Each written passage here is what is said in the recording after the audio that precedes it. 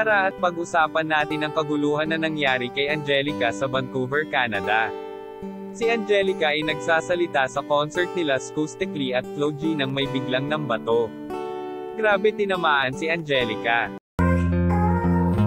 Welcome to Sikat Story. Ang video na ito ay noong December 5, 2022 sa Vancouver, Canada habang nasa kalagitnaan ng pagsasalita ni Angelica ay may biglang nambato at ito ang pinagmulan na kaguluhan. Panoodin natin.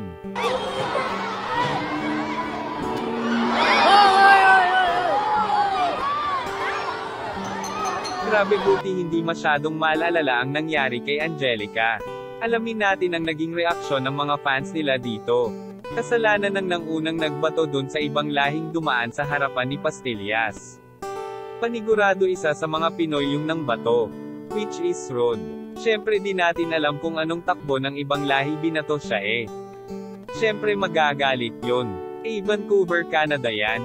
Grabe. Mga walang modo. Huwag mag-feeling perfect. Sus, kung ayaw sa kanila dapat may good manners naman, di dapat ng gulo. Hindi ako tagahanga nila pero mali pa rin ang ginawa nila, nakakahiya. Toxic fan. Hindi na lang i-enjoy yung obra ng artist. Hindi nila alam lahat ng issue sa kanila for publicity lang. Pag may concert sila, respect naman. Kung may issue kayo sa mga nag-concert, wag na kayo bumili ng ticket para sirain ng event.